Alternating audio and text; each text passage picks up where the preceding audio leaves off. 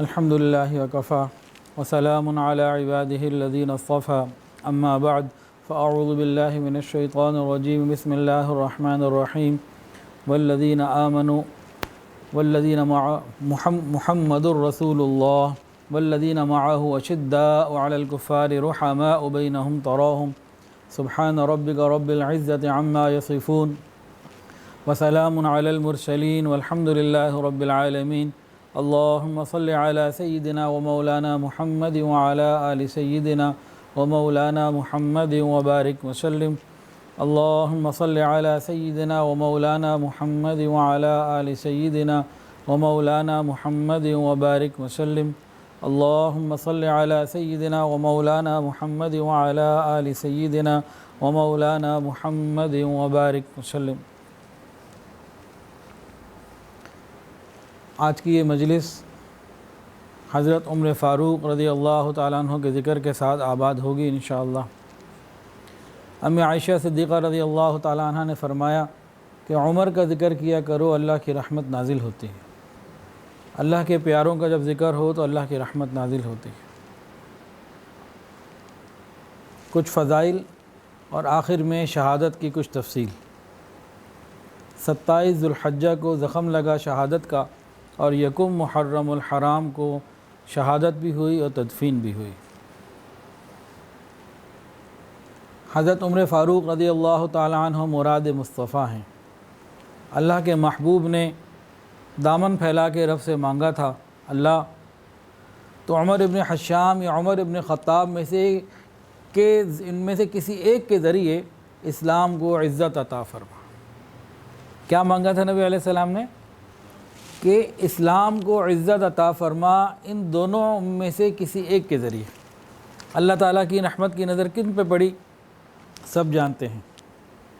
حضرت عمر فاروق رضی اللہ تعالی عنہ بہت شدید تھے اور بالکل جو کام کرتے اعلانیہ، ان کی ہجرت بھی اعلانیہ تھی۔ لوگ چھپ چھپ کے جاتے تھے، جب آپ نے ہجرت کا ارادہ کیا نا تو بھی چھپ کے نہیں، تیاری کی، تیر تلوار ساری چیزیں سیٹ کیں، اور جہاں جہاں کفار کے مجمع تھے وہاں کھڑے ہو کے اعلان کیا کہ سن لو، عمر ابن خطاب ہجرت کر کے مکہ سے اعلی اعلان مدینہ جا رہا ہے کوئی جو اپنے بچوں کو یتیم کرنا چاہے اور بیوی کو بیوہ، وہ پھر مجھے آ کے روک لے۔ کسی کی جرت نہ ہوئی، اور حضرت عمر فاروق رضی اللہ تعالیٰ عنہ اعلی اعلان تشریف لے گئے۔ آپ کے اسلام لانے کا واقعہ بھی بڑا ایمان افروز ہے، اور اس کے فوراً بعد ہی جو نبی علیہ السلام کی دعا تھی نا، حضرت عمر منتخب ہو گئے۔ تو اب ابو جہل کا قصہ تو نہیں ہم کر رہے، تو اب حضرت عمر کی بات ہو گئی، مراد مصطفیٰ بنے، اور آپ کے جو دعا کے الفاظ اگر آپ کو یاد ہیں جو ابھی سنائیں، وہ پہلے ہی دن سے شروع تھے، قبولیت دیکھیں اس کی، اور آخر تک باقی رہے۔ اور اس کا جو بہت زیادہ اظہار ہوا نا جب آپ خلیفہ بنے ہیں، امیر المومنین بنے ہیں۔ 22 لاکھ مربع میل کے اوپر آپ کی حکومت تھی۔ قیصر و کسریٰ 2 سپر پاورز تھیں، وہ اپنے اپنے محلوں میں رہتے ہوئے ڈرا کرتے تھے وہاں کے لوگ۔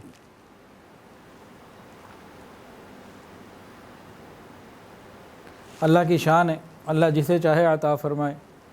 تو حضور پاک صلی اللہ علیہ وسلم کی دعا کو اللہ نے عمر ابن خطاب رضی اللہ تعالیٰ عنہ کے لیے قبول فرما لیا۔ سیدنا عمر ابن خطاب رضی اللہ تعالیٰ، یہ تو پکے اسلام کے دشمن تھے۔ ابتدا میں ایک دن تلوار ہاتھ میں لی اور نکلے کہ بس آج تو بس میں نے یہ جو مکے کے اندر مسئلہ کھڑا ہو گیا نا کہ بتوں کو نہیں ماننا اور توحید پر آنا ہے، سنت پر آنا ہے، ختم کرنا ہے اس مسئلے کو، تو ایک برا ارادہ کر کے گھر سے نکلے۔ راستے میں ایک صحابی تھے ابو نعیم، ان سے ملاقات ہو گئی۔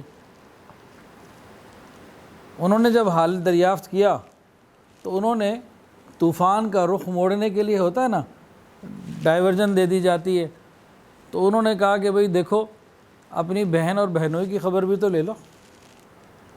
اب وہ جذبات میں غصے میں تھے، ادھر چل پڑے، دروازہ نوک کیا۔ اس وقت بہن اور بہنوئی، ان کی بہن کا نام تھا فاطمہ بنت خطاب، وہ ایک صحابی سے قرآن مجید پڑھ رہی تھیں، اس وقت تک جتنا نازل ہوا تھا ان میں سے کچھ قرآن مجید پڑھ رہی تھیں۔ ان کو کچھ آواز بھی محسوس ہوئی، ادھر سے جب دروازہ نوک کیا تو پوچھا کون؟ عمر۔ وہ جو پڑھانے آئے ہوئے تھے وہ تو کسی جگہ چھپ گئے کہ میں تو سامنے نہ آؤں۔ اب انہوں نے دروازہ کھولا تو بڑے غصے میں تھے، کیا پڑھ رہے تھے تم لوگ؟ اور غصے کے ساتھ جب بیہیو کیا نا، اور ساتھ ہی اپنے بہنوئی کو مارنا بھی شروع کر دیا۔ ان کی بہن آگے بڑھی اپنے شوہر کو بچانے کے لیے، انہوں نے ایک ہاتھ جو مارا بہن کے بھی لگ گیا۔ بہن بھی پھر اسی باپ کی بیٹی تھی، اس ایک ہی ماں کا دودھ پیا تھا اور خون ایک ہی باپ کا تھا۔ بہن بھی آگے کہنے لگی کہ جس ماں کا دودھ تم نے پیا ہے میں نے بھی اسی ماں کا دودھ پیا ہے، اور جس باپ کا خون تمہاری رگوں میں دوڑ رہا ہے میری رگوں میں بھی وہی ہے۔ بہرحال ان کا اس طرح سے بات کرنا اور بہن کے چہرے کے اوپر تکلیف کے آثار آ جانا، ان کا دل کچھ نرم ہوا۔ کیا پڑھے تھے تم لوگ؟ نرمی سے پوچھا، مجھے بھی بتاؤ۔ انہوں نے کہا کہ تم ناپاک ہو، غسل کر کے آؤ۔ غسل کیا،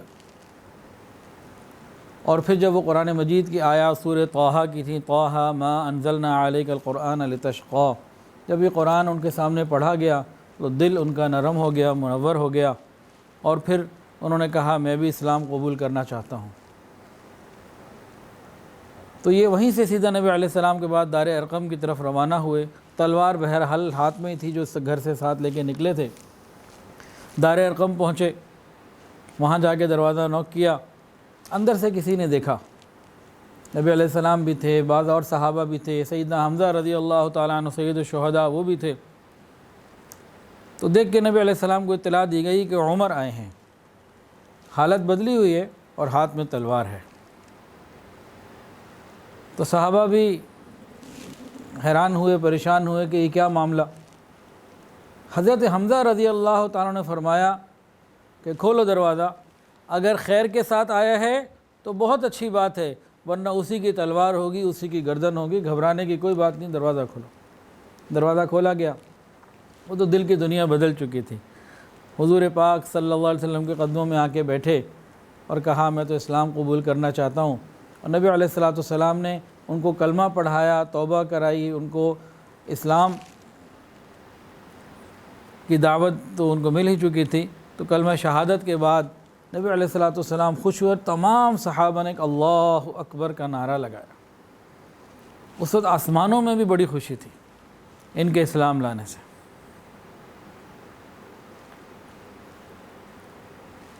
حضرت عمر فاروق رضی اللہ تعالیٰ عنہ کے اسلام لانے سے پہلے صحابہ کرام چھپ چھپ کے نماز پڑھتے تھے۔ علل اعلان نماز پڑھنے کی ابھی بات نہیں ہوئی تھی، ہمت نہیں تھی، سب احتیاطاً رکتے تھے۔ اور نبی علیہ السلام بھی جو شخص مسلمان ہوتا اس کو یہی تلقین کرتے کہ ابھی وقت نہیں آیا، چھپ کے عبادت کرو۔ تو یہ سلسلہ چل رہا تھا۔ حضرت عمر فاروق رضی اللہ عنہ نے پوچھا یا رسول اللہ کیا ہم حق پر اور وہ باطل پر نہیں ہیں؟ فرمایا کہ ہاں ہم حق پر ہیں اور وہ باطل پر ہیں، ہم چھپ کے کیوں نماز پڑھیں، ہم علل اعلان نماز پڑھیں گے۔ یہ کیا تھا؟ نبی علیہ السلام کی دعائیں چل رہی ہیں، اے اللہ عمر کے ذریعے اسلام کو عزت عطا فرما۔ یہ وہ دعاؤں کی قبولیت دیکھیں آپ۔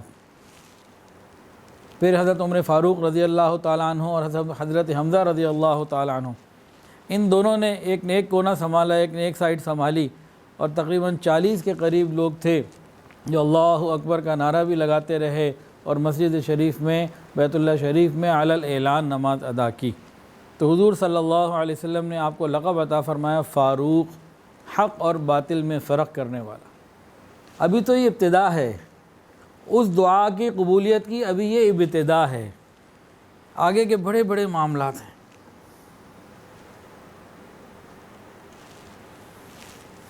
ایک روایت کے مطابق آپ کی عمر 63 سال تھی، یعنی رسول اللہ صلی اللہ علیہ وسلم کی پیدائش کے 13 سال بعد پیدا ہوئے، عام الفیل کے 13 سال بعد۔ حضور پاک صلی اللہ علیہ وسلم کی عمر مبارک 63 سال، صدیق اکبر رضی اللہ تعالیٰ عنہ کی عمر 63 سال، عمر فاروق رضی اللہ تعالیٰ عنہ، حضرت علی رضی اللہ تعالیٰ عنہ، ان کی عمر 63 سال تھی۔ کئی مرتبہ ایسا ہوا کہ حضرت عمر فاروق رضی اللہ تعالیٰ عنہ جو رائے دی، اللہ رب العزت کی طرف سے وہی احکامات نازل ہوئے۔ یعنی یوں کہنا چاہیے کہ کئی مرتبہ آپ کی رائے وحی الہی کے مطابق ہوئی۔ یہ کہنا اتنا اچھا نہیں ہے کہ آپ کی رائے کے مطابق وحی نازل ہوئی، یہ اتنی مناسب بات نہیں ہے۔ یہ زیادہ مناسب بات محسوس ہوتی ہے کہ کئی مرتبہ آپ کی رائے وحی الہی کے مطابق ہوئی۔ فتح مکہ کے موقع پہ نماز پڑھنی تھی تو حضرت عمر فاروق رضی اللہ تعالیٰ نے عرض کیا، یا رسول اللہ، مقام ابراہیم پر نماز پڑھی۔ ادھر سے قرآن آ گیا، وَاتَّخِذُوا مِن مَقَامِ إِبْرَاهِيمَ مُصَلًّى۔ ان آیات کو اور اس طرح کی باتوں کو موافق عمر کہتے ہیں۔ پھر جب پردے کے احکامات نازل ہونے تھے، حضرت عمر فاروق رضی اللہ تعالیٰ عنہ نبی علیہ السلام کی خدمت میں حاضر ہو کے عرض کیا، یا رسول اللہ، آپ کے گھر میں اچھے لوگ بھی آتے ہیں، برے بھی آتے ہیں، تو آپ اپنی عورتوں کو کہیں کہ پردہ کر لیا کریں۔ ابھی انہوں نے یہ تجویز دی، رائے دی، اور ادھر سے اللہ رب العزت کی طرف سے باقاعدہ پردے کے احکامات نازل ہو گئے۔ اصحاب بدر کے بارے میں، جو بدر کے قیدی تھے نا، اسیران بدر، اصحاب بدر نہیں، اسیران بدر کے بارے میں صحابہ کرام میں مشورہ ہوا کیا کریں۔ حضرت فاروق اعظم رضی اللہ عنہ نے فرمایا گردن سب کی اڑا دی جائے، لیکن نبی علیہ السلام اور صدیق اکبر رضی اللہ عنہ کی رائے یہ ہوئی کہ فدیہ لے لیا جائے، کوئی نرمی کر دی جائے، کچھ کو ویسے معاف کر دیا جائے۔ تو اگلے دن کیا ہوا، حضرت عمر فاروق رضی اللہ عنہ آتے ہیں، دیکھتے ہیں کہ ایک درخت کے نیچے نبی علیہ السلام بھی اور صدیق اکبر بھی دونوں رو رہے ہیں۔ پوچھا کیا بنا، خیریت تو ہے؟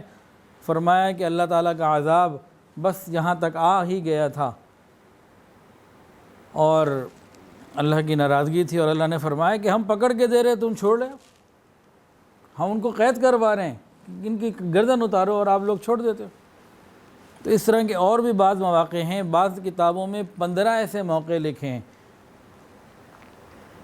کہ ایسا دل اللہ نے دیا تھا، ایسی رائے تھی، ایسی نظر تھی، ویژن بہت بڑا تھا۔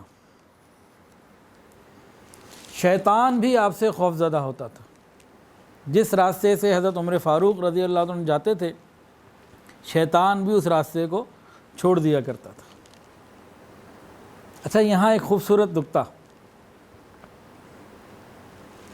ایک صاحب نے نا غالباً شیخ الہند رحمۃ اللہ علیہ سے، غالباً ہمارے اکابرین علماء دیوبند میں سے کسی سے یہ مسئلہ پوچھا کہ شیطان حضرت عمر کے راستے کو چھوڑتا تھا، حضور کے راستے کو کیوں نہیں چھوڑتا تھا؟ بھی حضور صلی اللہ علیہ وسلم کا درجہ بڑھا ہے کہ حضرت عمر کا درجہ بڑھا ہے؟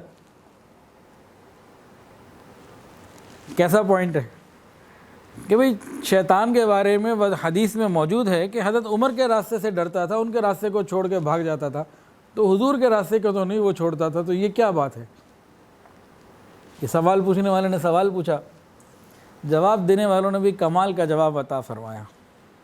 انہوں نے فرمایا کہ دیکھو کہ بعض مرتبہ جو چور ہوتا ہے نا، بادشاہ سے زیادہ کوتوال سے ڈرتا ہے، اس کے دل میں کوتوال کا خوف زیادہ ہوتا ہے، سپہ سالار کا خوف زیادہ ہوتا ہے۔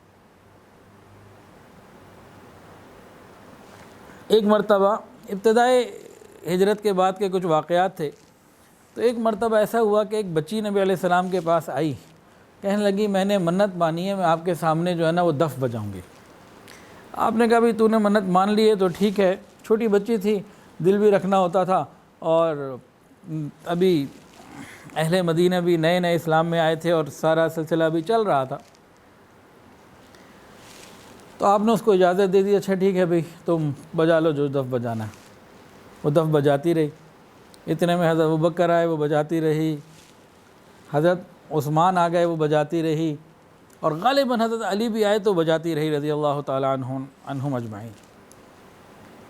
پھر تھوڑی دیر کے بعد حضرت عمر فاروق رضی اللہ تعالیٰ عنہ جیسی وہ تشریف لائے، اس نے ڈر کے دف کو چھپا دیا اور سائڈ پہ ہو گئی۔ نبی علیہ السلام نے فرمایا کہ انسانی اور شیطانی جنات جو ہوتے ہیں یہ سب عمر سے ڈرتے ہیں۔ تو بہت بڑے مقام کے صحابی، ذی وقار اور ہیبت دار شخصیت کے مالک تھے اور اہل جنت کے چراغ تھے۔ حضرت عمر فاروق رضی اللہ تعالیٰ عنہ کی آنکھوں سے آنسو جاری بہت کثرت سے ہوتے تھے، 2 کالی لائنیں پڑ گئی تھیں، اتنا روتے تھے، اتنا روتے تھے۔ خوف خدا کے بارے میں اور اللہ سے رحمت کے بارے میں ان کا ایک بڑا عجیب قول ہے، بہت ہی عجیب۔ فرماتے ہیں اگر قیامت کے دن یہ اعلان ہو جائے کہ صرف ایک آدمی جہنم میں جائے گا، باقی ساری خلقت جنت میں جائے گی، مجھے اپنے اعمال سے یہ خوف ہے کہیں وہ عمر اکیلا نہ ہو جنت میں جہنم میں جانے والا۔ مجھے اپنے اعمال کی وجہ سے اتنا خوف ہے کہ وہ ایک اکیلا جو جہنم میں جانے والا ہے کہیں وہ عمر ابن خطاب ہی نہ ہو۔ اور دوسرا فرماتے رحمت کے بارے میں، اگر قیامت کے دن یہ اعلان ہو جائے صرف ایک آدمی جنت میں جائے گا، باقی ساری دنیا جہنم میں جائے گی، تو مجھے اللہ کی رحمت سے امید یہ ہے کہ وہ ایک اکیلا عمر ابن خطاب ہوگا۔ تو ایمان جو ہے نا، یہ امید اور خوف دونوں کے درمیان ہے۔ ہم جب قبر کے حالات سنتے اور سناتے ہیں نا، تو عام طور سے ایک پہلو کو زیادہ غالب کرتے ہیں، دوسرے پہلو کو ذرا ذکر بھی نہیں کرتے۔ بعض مرتبہ بعض لوگ، عام لوگوں کے دلوں میں قبر کے بارے میں یہ تصور ہے کہ شاید وہ صرف جہنم ہی کا گڑھا ہے اور سانپ اور بچھو ہی ادھر آنے ہیں، آگ ہی آنی ہے۔ نہیں، ایسا نہیں ہے۔ نبی علیہ السلام نے فرمایا کہ قبر جنت کے باغوں میں سے ایک باغ یا جہنم کے گڑھوں میں سے ایک گڑھا ہے۔ وہ تو جیسے اعمال ہوں گے ویسے وہاں میں معاملات ہوں گے۔ تو ایسا نہیں ہے کہ وہ صرف سزا کے لیے ہی جگہ بنی ہے، نہیں، قبر اللہ اکبر بڑی مزے کی جگہ ہے۔ انسان کے اعمال ٹھیک ہوں، یہ دنیا کے غم، فکریں، پریشانیاں سب ختم۔ دنیا میں کوئی ایک بندہ تو دکھائیں جس کو پریشانیاں نہ ہوں، امیر ہو، غریب ہو، نیک ہو یا برا ہو۔ اولاد آدم ہو اور بے غم ہو، یہ ہو نہیں سکتا۔ بکری کا بچہ تو بے غم ہو سکتا ہے زمین کے اوپر، اولاد آدم بے غم نہیں ہو سکتے۔ کہ جب قبر میں جائے گا نا نیک بندہ، تو قبر اس کے لیے تو آرام کی جگہ ہوگی، دنیا کے غموں کو چھوڑ کر۔ اور پھر جب یہ قبر میں جائے گا نا نیک بندہ، سبحان اللہ، وہ جناب ماں باپ، دادا دادی، نانا نانی، بڑے بڑے جناب پچھلے سارے، کسی کی اولاد اگر پہلے چلی گئی دنیا سے، کوئی بھائی چلا گیا، وہ سارے آگے ملنے آئیں گے۔ نبی علیہ السلام نے فرمایا کہ وہ جو ملاقات وہاں ہوگی، انسان کو اتنی خوشی ہوگی، اس سے زیادہ خوشی ہوگی دنیا میں کوئی بچھڑا ہوا مل جائے نا تو ایک خوشی ہوتی ہے، اس سے زیادہ خوشی اس وقت ان لوگوں کی ملاقاتوں سے ہوگی جو پہلے عزیز و قریب دنیا سے دوست، احباب، اساتذہ چلے جاتے ہیں۔ تو حضرت عمر فاروق رضی اللہ تعالی عنہ بوڑھوں کے خادم تھے، مفلسوں کے مددگار تھے۔ آپ نے تمام غزوات میں شرکت فرمائی، غزوہ بدر سے لے کے تمام غزوات میں، ہر غزوے میں آپ شریک ہوئے، اور آپ دین کے لیے ایک مضبوط قلعہ تھے۔ آپ قریشی تھے، اور آپ کا جو حسب نسب ہے کعب بن لبی بن غالب پر پہنچ کر رسول اللہ صلی اللہ علیہ وسلم سے مل جاتا ہے۔ عام الفیل کے 13 سال بعد پیدائش ہے، اور ہجرت سے 5 سال قبل آپ مسلمان ہوئے۔ حضور پاک صلی اللہ علیہ وسلم نے فرمایا، اللہ جل جلالہ نے حق بات عمر کی زبان اور اس کے دل میں رکھ دی۔ اس کے زبان اور دل کو اللہ نے حق کے لیے قبول کر لیا ہے، زبان حق کے لیے قبول ہو چکی۔ اور ایک اور عجیب شان، انتہائی عجیب، فرمایا اگر میرے بعد کوئی نبی ہوتا تو عمر ہوتا۔ اتنی صفات جو انبیاء میں ہوتی ہیں وہ ان کے اندر رکھی گئیں۔ نیز آپ نے فرمایا میں شیاطین انس و جن کو دیکھ رہا ہوں کہ وہ عمر کے سامنے ڈر کے بھاگ جاتے ہیں۔ اور حضرت علی ابن طالب، حضرت علی ابن ابی طالب رضی اللہ تعالی عنہ، امیر المؤمنین، چوتھے خلیفہ راشد، بخاری شریف کی روایت ہے، وہ فرماتے ہیں کہ ہمارے پیغمبر حضرت محمد مصطفیٰ احمد مجتبیٰ سرکار دو عالم صلی اللہ علیہ وسلم کے بعد اس امت میں سب سے افضل حضرت ابو بکر ہیں اور ان کے بعد حضرت عمر ہیں۔ یہ بخاری شریف کی روایت ہے سیدنا علی رضی اللہ تعالیٰ عنہ سے۔ حضرت عمر رضی اللہ تعالیٰ عنہ کو بعد ایسے اعزازات حاصل ہیں جو انہی کے ساتھ خاص ہیں، جو انہوں نے ہی شروع کیے امت کے اندر، جو اور کسی کو یہ اعزاز نہ ملا۔ چنانچہ آپ پہلے شخص ہیں جنہوں نے اعلانیہ ہجرت کی، آپ سے پہلے اعلانیہ ہجرت کوئی نہیں کر سکا۔ آپ پہلے خلیفہ ہیں جو امیر المومنین کے لقب سے ملقب ہوئے، آپ کو یہ لقب عطا ہوا۔ حضرت ابوبکر صدیق رضی اللہ تعالیٰ عنہ کو امیر المومنین نہیں کہا جاتا تھا، عام طور سے خلیفۃ الرسول اللہ کہا جاتا تھا، ان کا مقام اور بلند تھا۔ اس کے بعد حضرت عمر فاروق رضی اللہ تعالیٰ عنہ ہجری تاریخ کو شروع کیا، اور حضرت عمر فاروق رضی اللہ تعالیٰ عنہ نے مسجدوں میں قیام رمضان کو شروع کیا۔ قیام رمضان کا مطلب بتائیں جی؟ تراویح، اور 20 تراویح حضرت عمر فاروق رضی اللہ تعالیٰ نے شروع کی۔ ہر مسجد میں 20 تراویح ایک امام کے پیچھے، اور پورے مہینے میں قرآن پڑھنا، یہ صحابہ کے اندر ترتیب شروع ہوئی۔ صحابہ نے شروع میں کہا کہ آپ کیا کرتے ہیں؟ نبی علیہ السلام کے زمانے میں تو ایسا نہیں تھا، آپ نے یہ کہا یہ کیا کام کیا؟ فرمایا جو تم نے نبی سے سنا وہ میں نے بھی سنا۔ نبی علیہ السلام نے فرمایا تھا 3 دن تراویح پڑھانے کے بعد کہ تمہارے شوق کو میں نے دیکھا تو مجھے خوف ہوا کہیں تمہارے اوپر فرض نہ ہو جائے۔ اب تو وہ مسئلہ ختم ہو گیا، وہی تو نہیں آ رہی، تو وہیں سے دلیل لے رہا ہوں کہ اس کو مسجدوں میں عام کرو۔ اچھا، حضرت عمر فاروق رضی اللہ تعالی عنہ جب خلیفہ بنے ہیں تو نبی علیہ السلام کا زمانہ گزرے کو 2 سال کا ہی وقت گزرا تھا، 2 سال اور چند مہینے۔ نبی علیہ السلام جب دنیا سے تشریف لے گئے، 1.25 لاکھ سے زیادہ صحابہ زمین پہ موجود تھے۔ ان 2-3 سالوں میں کتنے چلے گئے ہوں گے دنیا سے؟ آخری صحابی تقریباً 95-100 ہجری تک رہے ہیں، تو ان 3 سالوں میں کتنے چلے گئے ہوں گے؟ چند 100 یا چند ہزار، 1 لاکھ نہیں ہو سکتا جی، چند 100 یا چند ہزار۔ چلو ہم سمجھ لیتے ہیں، سمجھنے کے لیے موٹی موٹی تعداد لے لیتے ہیں، کم سے کم 1 لاکھ تو اس وقت موجود تھے، زیادہ تھے۔ حضرت عمر فاروق رضی اللہ تعالیٰ عنہ نے جب 20 تراویح کو شروع کیا، 1 لاکھ سے زیادہ صحابہ نے اس پر عمل کیا، اور ان کے بعد حضرت عثمان نے عمل کیا، ان کے بعد حضرت علی نے عمل کیا، ان کے بعد حضرت حسن نے عمل کیا، اس کے بعد حضرت معاویہ رضی اللہ تعالیٰ عنہما، ان تمام صحابہ کرام نے اس پر عمل کیا، اور یہ سلسلہ آج تک چلتا چلا آ رہا ہے۔ تو صحابہ جنہوں نے نبی علیہ السلام سے دین سیکھا، انہوں نے تو حضرت عمر رضی اللہ عنہ کی اس بات کے اوپر فوراً لبیک کہا۔ کوئی یوں کہہ دے کہ جی حضرت عمر رضی اللہ عنہ کا دبدبہ بہت تھا، کوئی بول نہیں سکتا تھا ان کے خلاف، ان کے سامنے۔ اچھا جی، اول تو ایسی بات تھی نہیں کہ حق کے خلاف صحابہ تو ننگی تلوار تھے، باطل کے خلاف تو صحابہ ننگی تلوار تھے، اور ناحق کو قبول کر ہی نہیں سکتے تھے وہ۔ اور دوسری بات یہ ہے کہ حضرت عمر کے بعد اور بھی تو اتنے خلفاء آئے، ان کو بھی تو مکمل اختیارات ملے، تو انہوں نے بھی کوئی تبدیلی نہیں کی، وہ بھی 20 پڑھتے رہے۔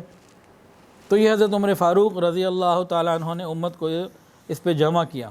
پھر حضرت عمر ہی پہلے شخص ہیں جنہوں نے قرآن مجید کو جمع کرنے کا مشورہ دیا، اور آپ پہلے شخص ہیں جنہوں نے اپنے محافظ کو انعامات سے نوازا، اور آپ پہلے شخص ہیں جنہوں نے نادر یا نادار اور بوڑھے جو ذمی لوگ تھے نا، غیر مسلم، ان کے ٹیکس کو، جزیے کو معاف کیا، اور آپ پہلے شخص ہیں جنہوں نے فوج کی بھرتی کو لازمی قرار دیا، اور آپ پہلے شخص ہیں جنہوں نے لشکروں کے ساتھ قاضیوں کو اور مرشد کو جانے کی ہدایات دیں کہ ہر لشکر کے ساتھ جایا کریں، اور آپ پہلے صحابی ہیں، پہلے شخص ہیں جنہوں نے احکامات لکھ کر ڈاکومنٹڈ پوزیشن میں جو ہے نا لینا دینا شروع کیے، بھیجنے شروع کیے، اور آپ پہلے شخص ہیں جنہوں نے قائدین اور والیوں کے لیے مجلس مشاورت قائم کی، اور آپ رضی اللہ تعالیٰ عنہ پہلے خلیفہ ہیں جو راتوں کو لوگوں کے احوال معلوم کرنے کے لیے گشت کیا کرتے تھے، اور آپ رضی اللہ عنہ پہلے شخص ہیں جنہوں نے رجسٹر مقرر کیے جس میں لشکر والوں کے نام، وظائف، ان کے باقی کوائف لکھے ہوتے تھے، اور آپ ہی وہ پہلے شخص ہیں جنہوں نے مہمان خانے بنوائے۔ تو یہ بعض چیزیں ایسی ہیں جو حضرت عمر فاروق رضی اللہ عنہ کے ساتھ خاص ہیں، شروع آپ نے کی۔ حضرت عمر فاروق رضی اللہ تعالی عنہ صحابہ کرام کے ساتھ رحماء بینہم کا ایک مصداق تھے، اور کفار کے ساتھ اشداء علی الکفار، ان پہ سخت تھے۔ اس کی بڑی مثالیں ہیں، بہت سارے واقعات ہیں، لیکن آج بعض واقعات وہ سنانے ہیں جو عام طور سے کم ہم نے پڑھے یا سنے ہیں۔ جو مشہور واقعات ہیں وہ تو ہم کبھی نہ کبھی پڑھتے اور سنتے رہتے ہیں، لیکن کچھ غیر مشہور لیکن مستند واقعات، ان میں سے ایک یہ ہے کہ حضرت عمر فاروق رضی اللہ تعالیٰ عنہ ایک مرتبہ اپنے حکومت کے ذمہ داروں کے ساتھ اور ایک بڑے لوگوں کے ساتھ کہیں جا رہے تھے، قریشی بھی تھے ان میں، اور ہر اعتبار سے سمجھدار لوگ، بڑے لوگ تھے اور ذمہ دار تھے حکومت کے، جا رہے تھے۔ راستے میں ایک بوڑھی عورت آئی، اس نے حضرت عمر کو پہچانا اور پکارا اور بلایا۔ حضرت عمر فاروق رضی اللہ تعالیٰ عنہ نے ان کو پہچانا، ان کے پاس گئے، قریب ہوئے، بڑی کمزور سی آواز تھی اس کی، نحیف سی، آپ قریب ہو کے کان لگا کے اس کی بات سننے لگے۔ اس نے اپنی بات کرنے میں بڑی دیر لگائی، وہ بات کرتی رہی، اپنی کو ضرورت تھی، بڑی دکھوں کی ماری پریشان حال عورت تھی۔ خیر آپ نے اس کی ضرورت کو پورا کیا۔ اس سارے کام میں کافی وقت لگ گیا۔ جب آپ اس کی ضرورت پوری کر کے واپس آئے نا اس بوڑھی عورت کی، تو ساتھیوں نے اعتراض کر دیا، کہنے لگے حضرت ایک بڑھیا کی خاطر آپ نے قریشیوں کو روکے رکھا اور اتنے اہم وفد کو، لوگوں کو روکے رکھا۔ حضرت عمر فاروق رضی اللہ عنہ نے کیا جواب دیا؟ فرمایا تمہارا ناس ہو، جانتے بھی ہو یہ کون ہے؟ انہوں نے کہا نہیں ہم تو نہیں جانتے۔ حضرت عمر فاروق رضی اللہ عنہ نے ارشاد فرمایا یہ وہ خاتون ہیں جن کا شکوہ اللہ نے آسمانوں میں سنا۔ قد سمع اللہ قول التی تجادلک فی زوجہا وتشتکی الی اللہ۔ حضرت خولہ بنت ثعلبہ رضی اللہ تعالیٰ عنہ، یہ وہ ہیں جن کی پکار، جن کی دعا اللہ نے عرش پہ سنی۔ خود اللہ قرآن میں کہتے ہیں کہ میں سن رہا تھا، تو عمر کی کیا مجال کہ اس کی بات نہ سنتا، اور اگر یہ ساری رات بھی مجھے کھڑا رکھتی تو ساری رات میں کھڑے رہتا جب تک کہ اس کی ضرورت، یعنی کہ جتنا وقت بھی یہ کھڑا رکھتی میں کھڑے رہتا جب تک کہ اس کی ضرورت پوری نہ ہو جاتی۔ آپ امیر المومنین ہیں، لیکن ایک عام رعایا میں سے ایک بوڑھی عورت بھی آپ کو روک لیتی اور آپ رک جایا کرتے۔ اور اس میں ایک بات اور ظاہر ہوئی، جو اہل تقوی ہوتے ہیں ان کا احترام اور لوگوں کی نسبت زیادہ ہوا کرتا ہے۔ حضور پاک صلی اللہ علیہ وسلم سے بڑی محبت تھی، وہ تو ہر صحابی کو تھی، اس کا تو کوئی کہنا ہی نہیں، ان کو بھی بڑی عجیب محبت تھی۔ یہ رات کو نہ گشت کے لیے نکلا کرتے تھے، تو ایک مرتبہ اپنی روٹین میں کہیں جا رہے تھے، تو ایک جھوپڑی تھی کسی علاقے میں، اس کے اندر سے کسی عورت کی آواز آئی، بوڑھی عورت تھی، اس کو اشعار پڑھ رہی تھی۔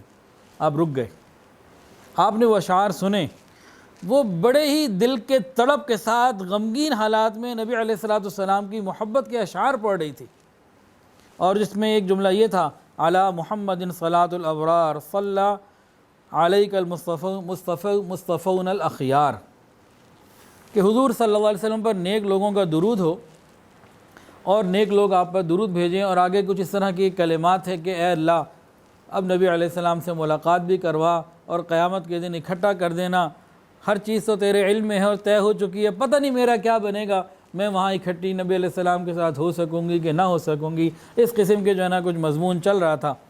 حضرت عمر جب سنا تو باہر ہی رو پڑے، پھر دروازہ کھٹکھٹایا، اندر سے اس بڑھیا نے پوچھا کون؟ تو جواب دیا عمر ابن خطاب۔ اندر سے بڑھیا کہنے لگی عمر سے میرا کیا کام ہے، عمر کیوں آیا ہے میرے پاس؟ تو آگے سے انہوں نے تسلی دی، کہا گھبراؤ نہیں، دروازہ کھولو۔ اب اس بوڑھی عورت نے دروازہ کھولا، حضرت فاروق اعظم رضی اللہ تعالیٰ نے درخواست کی بڑی محبت کے ساتھ، ادب کے ساتھ، کہ وہ جو اشعار تم نبی علیہ السلام کی محبت میں پڑھ رہی تھیں وہ ذرا دوبارہ سناؤ۔ اس عورت نے سنا دیے، یہ روتے رہے۔ پھر ایک اور بات کی، کہا کہ اس میں تم اپنا ہی ذکر کیوں کرتی ہو، ذرا مجھے بھی تو شامل کر لو نا، میرے لیے بھی اس میں دعا ہو جائے۔ یہ رات کی تنہائی میں نبی علیہ السلام کی محبت میں تم جو اشعار پڑھ رہی ہو اپنے اکیلے کے لیے دعا مانگ رہی ہو، ذرا عمر کے لیے بھی تو ذرا مانگو نا اس میں۔ تو اس نے پھر ایک جملے کا اضافہ کر دیا کہ اے اللہ ہمارے ساتھ عمر رضی اللہ تعالیٰ عنہ کو بھی شامل فرما، ان کی بھی مغفرت فرما۔ تو حضرت عمر خوش ہو گئے اور واپس تشریف لے گئے۔ یہ نبی علیہ السلام سے محبت کا ان کا ایک واقعہ ہے۔ بھئی محبوب کا جہاں ذکر ہو تو پھر دل تو غمگین ہوتا ہے نا، اور محبوب سے جدائی کے بعد اگر محبوب کا ذکر ہو پھر تڑپ بھی ہوتی ہے۔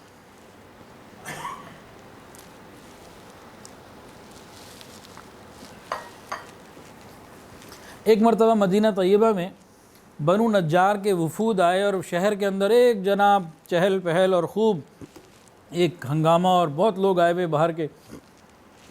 تو حضرت عمر فاروق رضی اللہ تعالیٰ عنہ نے حضرت عبد الرحمن ابن عوف رضی اللہ عنہ کو فرمایا کہ بھئی چلو، کوئی چوری نہ ہو جائے، کوئی مسئلہ نہ ہو جائے، کوئی لوگوں کی پہرے کے لیے حفاظت کے لیے چلو رات کو گشت کرتے ہیں۔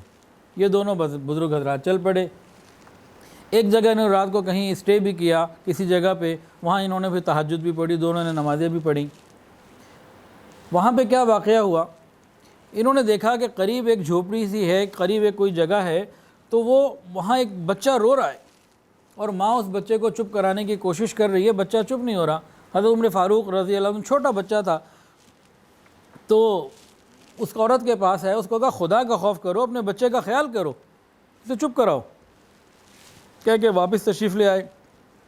تھوڑی دیر بعد پھر وہ بچہ رونے لگا، یہ پھر واپس آئے بچے کی آواز سن کر کہ بھئی اسے چپ تو کراؤ۔ پھر آپ سمجھا کے واپس چلے گئے۔ خیر کچھ وقت اور گزرا، رات کے آخری حصے میں بچے کے رونے کی پھر آواز آئی، پھر وہ چھوٹا بچہ تڑپ کے رویا۔ یہ تیسری دفعہ آئے، کہنے لگے کیسی بری ماں ہو تم، اپنے بچے کو نہیں تم سمجھا سکتے، اپنے بچے کو کا رونا تم نہیں بند کروا سکتی، کیا ہو گیا تمہیں؟ اب اس بوڑھی اور پریشان ماں نے کہا، وہ جو عورت جو تھی پریشان بھی تھی، محتاج بھی تھی، بھوکی بھی تھی، تکلیفوں میں تھی۔ اب اس تکلیف میں پریشان حال عورت کہنے لگی آج کی رات تم نے مجھے بڑا تنگ کیا۔ اصل میں مسئلہ یہ ہے کہ میں اپنے بچے کا دودھ چھڑانا چاہتی ہوں، یہ چھوڑ نہیں رہا، میں دودھ چھڑانا چاہتی ہوں، یہ انکار کر رہا ہے، مان نہیں رہا، اور اس لیے یہ رو رہا ہے۔ اب امیر المومنین نے پوچھا تم کیوں اس کا دودھ چھڑانا چاہتی ہو؟ کہنے لگی اصل میں امیر المومنین عمر ابن خطاب رضی اللہ تعالیٰ عنہ نے بچوں کے لیے جو وظیفہ مقرر کیا ہے وہ دودھ چھڑانے کے بعد کا ہے۔ حضرت عمر نے جب یہ سنا تو فوراً لرز گئے، خوف میں آ گئے۔ پوچھا اس کی عمر کتنی ہے؟ اس نے کہا چند مہینے، جیسے 6-8 مہینے کو بتائے۔ اس کے بعد حضرت عمر فاروق رضی اللہ تعالیٰ عنہ نے اس کو کہا کہ تم اس کو دودھ پلاتی رہو، اس کے ساتھ یہ کام مت کرو، اس کا دودھ بند کرو، تم اسے دودھ پلاتی رہو۔ اس کے بعد حضرت عمر فاروق رضی اللہ عنہ کو حکم دے کے واپس تشریف لے آئے۔ فجر کا وقت ہو گیا، مسجد میں جب نماز پڑھائی تو نماز میں آہو بکا رہا، رونے کی کیفیت اور غم کی کیفیت کو لوگوں نے سب نے محسوس کیا، جہاں تک قرأت کی آواز گئی۔ نماز کے بعد سلام پھیر کے تمام لوگوں کو جمع کیا اور فرمایا کہ عمر کے لیے تنگی ہو، پتہ نہیں کتنے مسلمان بچوں کو یہ مار چکا ہوگا۔ اس کے بعد آپ نے حکم جاری فرمایا حالت اسلام میں پیدا ہونے والے ہر بچے کو وظیفہ دیا جائے گا، اور تمام علاقوں میں یہ فرمان جو ہے وہ بھیج دیا گیا کہ رعایا میں کسی کی تکلیف کو دیکھا فوری طور پر اس کے لیے فکر مند ہو گئے۔ آج بھی یورپ کے بعض ملکوں میں یہ قانون باقی ہے اور عمر لاز کے نام سے باقی ہے۔ مسلمان ملکوں میں ہو نہ ہو، لیکن بعض یورپی ممالک میں جیسے سوئٹزرلینڈ کے بارے میں سنا ہے، اور بعض ممالک میں یہ عمر لا کے نام سے باقی ہے کہ جب کوئی بچہ پیدا ہو جائے تو اس کا وظیفہ جاری کر دینا بیت المال کی طرف سے۔ اللہ اکبر کبیرہ۔ ایک اور واقعہ، یہ بھی غالباً وہ واقعہ ہے جو حضرت عمر فاروق رضی اللہ عنہ کی زندگی کا تو واقعہ ہے، لیکن ہم نے کم سنا ہوگا۔ اس کا تعلق حیا اور پاک دامنی سے ہے، خوف خدا سے ہے۔ واقعہ یہ ہے کہ مدینہ طیبہ میں ایک نوجوان تھا، عبادت گزار تھا اور زاہد تھا۔ وہ سارا دن نبی علیہ السلام سارا دن صحابہ کرام کی خدمت میں مسجد نبی شریف میں رہتا، عبادت کرتا، دین سیکھتا، حدیث سیکھتا، اور رات کو گھر آتا اپنے والد کے پاس، بوڑھا باپ تھا، بوڑھے باپ کی خدمت، اور رات کو باپ کے ساتھ رہتا اور دن میں مسجد میں آ جاتا اور عبادت میں اور دین سیکھنے میں وقت گزارتا۔ وہ ایک راستے سے گزرتا تھا، مسجد اور اس کے گھر کے راستے کا جو فرق تھا وہاں سے وہ گزرتا تھا، اس راستے میں کوئی عورت تھی، وہ اس کے اوپر فریفتہ ہو گئی۔ تو ایک دن جو ہے یہ مسجد سے واپس گھر جا رہا ہے، تو وہ عورت نے اس کو آگے بڑھ کے گناہ کا پیغام دیا اور اصرار کیا۔ اس نے اول تو منع کیا، لیکن کسی طریقے سے یہ مان گیا۔ اس نے کہا میرے گھر چلو۔ جب یہ اس کے گھر داخل ہونے لگا، اسی وقت ایک قرآن مجید کی آیت اس نوجوان کے نیک دل نوجوان کے دل میں آئی، ان الذین اتقوا اذا مسهم طائف من الشیطان تذکروا فاذا هم مبصرون، کہ جو تقوی والے لوگ ہوتے ہیں جب انہیں کوئی خطرہ شیطان کی طرف سے پیش آتا ہے وہ اللہ کو یاد کرتے ہیں اور پھر اللہ تعالیٰ آنکھیں کھول دیتے ہیں، آسانی ہو جاتی ہے۔ تو جیسے یہ آیت آئی نا تو وہیں کے وہیں یہ فوراً بے ہوش ہو گیا۔ خیال کیا آیا ہوگا کہ اللہ نے تو مجھے دیکھا کہ میں روضہ رسول کے پاس دین حاصل کر رہا ہوں، یا پھر رات کو گھر جا کے والد کے ساتھ رہتا ہوں، ابھی اگر اللہ مجھے یہاں دیکھیں گے میرا کیا بنے گا؟ اللہ تو ہر وقت دیکھ رہے ہیں۔ اس قسم کا کوئی خیال آیا، یقیناً ایسے ہی کوئی خیال آیا ہوگا، وہیں بے ہوش ہو گئے۔ اب اسی بے ہوشی کے حالت میں والد کے پاس لے جایا گیا، گھر پہنچا دیا گیا۔ گھر پہنچ کے جب ہوش آیا نا، باپ نے پوچھا کیا ہوا، پورا واقعہ سنا دیا اور دوبارہ وہ آیت پڑھی اور پھر بے ہوش۔ اور لیکن یہ والی بے ہوشی ایسی تھی کہ اس بے ہوشی میں پھر وہ جنت میں ہی اٹھنے والی بات تھی، اور انتقال اسی بے ہوشی کے اندر انتقال ہو گیا۔ اب رات ہی رات میں قریب کے لوگ جمع ہوئے، نماز جنازہ بھی ادا ہوئی، رات ہی رات میں تدفین بھی ہو گئی، کیونکہ حکم یہی ہے جلد سے جلد دفنا دو۔ یہ تو ہمارے یہاں ہوتا ہے نا، اس نے انگلینڈ سے آنا ہے، اس نے ملیشیا سے آنا ہے، اس نے امریکہ سے آنا ہے، 3 5 دن 2 دن روک دیتے ہیں۔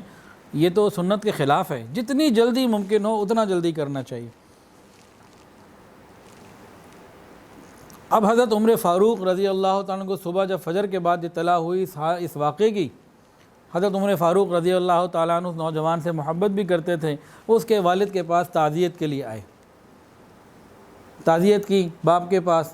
اس کے بعد قبرستان تشریف لے گئے اور قبر میں جا کے اس کو باقاعدہ مخاطب کر کے، اس نوجوان کو مخاطب کر کے بلند آواز سے فرمایا وَلِمَنْ خَافَ مَقَامَ رَبِّهِ جَنَّتَانِ، قرآن مجید کی آیت پڑھی سورہ نازعات کی، وَلِمَنْ خَافَ مَقَامَ رَبِّهِ جَنَّتَانِ، جو شخص اپنے رب کے سامنے کھڑے ہونے سے ڈرتا ہے اس کے لیے 2 باغ ہیں، 2 باغ ملیں گے، جنتان۔ حضرت عمر فاروق رضی اللہ تعالیٰ عنہ باقاعدہ اس کو مخاطب کر کے فرمایا، اور اندر قبر سے اس نوجوان نے جواب دیا اے عمر، مجھے میرے رب نے وہ 2 باغ دے دیے ہیں۔ جو پاک دامن نوجوان ہیں، خوف خدا کی وجہ سے گناہوں سے بچیں گے، انشاءاللہ ان کو 2 باغ ملیں گے۔ چلیں ایک مشہور واقعہ بھی سن لیں۔ تبوک کے موقع پہ بڑی تنگی تھی، نبی علیہ السلام مسجد میں صدقہ اور خیرات کی ترغیب دے رہے تھے، اللہ کے راستے میں مال خرچ کرنے کی ترغیب دے رہے تھے، صحابہ بیٹھے تھے، عمر بھی بیٹھے تھے۔ ایک دم ان کے دل میں آیا کہ آج تو میں ابو بکر سے بازی لے گیا، آج تو میرے مزے آ گئے اور میں آگے بڑھ گیا، کیونکہ ان کو حالات کا علم تھا سب کو ایک دوسرے کا۔ وہ سمجھ رہے تھے کہ اس وقت جو کچھ میرے پاس مال ہے یہ بہت زیادہ ہے، اور ابو بکر کے حالات اس وقت ذرا کمزور ہیں، تو وہ زیادہ مال پیش نہیں کر سکیں گے، ہے ہی تھوڑا ان کے پاس، اور میرے پاس زیادہ ہے، تو میں آج تو پھر بڑھ جاؤں گا نا۔ وہ جو جناب جیسے کوئی ہوا کی تیزی سے جاتا ہے نا، دوڑ کے ایسے گئے، گھر گئے اور مال لے آئے، خوب مال لا کے قدموں میں ڈھیر کر دیا۔ آقا نے پوچھا گھر والوں کے لیے کیا چھوڑ کر آئے؟ تو انہوں نے کہا آدھا اللہ کے لیے، آدھا گھر والوں کے لیے، آدھا 50-50۔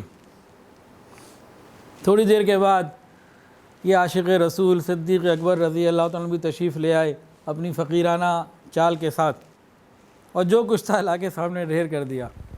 پوچھا گھر والوں کے لیے کیا چھوڑ آئے؟ تو جواب یوں ارشاد فرمایا اللہ اور اس کا رسول، اس کی محبت ہی میرے گھر والوں کے لیے کافی، یعنی سب کچھ لے آیا۔ بڑی عاجزانہ انداز میں انہوں نے بتایا۔ حضرت عمر فاروق رضی اللہ عنہ فرماتے ہیں کہ عمر یہ تیری حسرت ہی رہے گی کہ کبھی تو ابو بکر سے بڑھ سکے گا، کبھی ان سے بڑھ نہیں سکتا۔ نبی علیہ الصلوۃ والسلام حضرت ابو بکر صدیق رضی اللہ تعالیٰ عنہ، عمر فاروق رضی اللہ عنہ کے ساتھ خصوصی محبت کرتے تھے۔ ایک مرتبہ نبی علیہ السلام نے صبح اٹھ کے لوگوں کو بتایا کہ میں نے رات کو خواب دیکھا، میں نے خواب میں دیکھا کہ میں جنت میں ہوں، مختلف محل مجھے نظر آ رہے ہیں اور جنت کے اندر میں چل رہا ہوں۔ ایک عورت کو دیکھا کہ ایک محل کے پاس وضو کر رہی ہے، پھر محل کے قریب ہوا، بڑا خوبصورت محل، بڑا شاندار۔ میں نے پوچھا کس کا؟ کہا یہ آپ کے غلام عمر ابن خطاب کا ہے۔ نبی علیہ السلام نے فرمایا کہ میں اس محل کے اندر داخل نہ ہوا، عمر مجھے تیری غیرت کا خیال آیا، میں اس محل میں داخل نہیں ہوا، یہ تمہارا ہے۔ حضرت عمر فاروق رضی اللہ تعالیٰ نے جب یہ بات کو سنا تو عرض کیا یا رسول اللہ، کیا میں آپ سے بھی غیرت کرتا؟ اللہ اکبر کبیرہ۔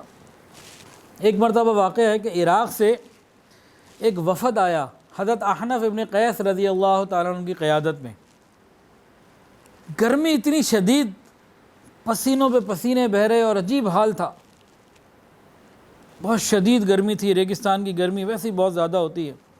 اب احنف ابن قیس رضی اللہ تعالیٰ عنہ دور سے آئے ہیں عراق سے ملنے کے لیے، معلوم کیا خلیفہ کہاں ہیں، امیر المومنین، تو پتہ لگا ایک جگہ پہنچے، وہاں جا کے دیکھا تو عمامہ اترا ہوا ہے، سر پہ ٹوپی ہے اور ایک پیٹ کمر کے اوپر نہ گول کپڑا باندھا ہوا ہے، اور اونٹوں کو دیکھ رہے ہیں، اونٹوں کا خیال کر رہے ہیں۔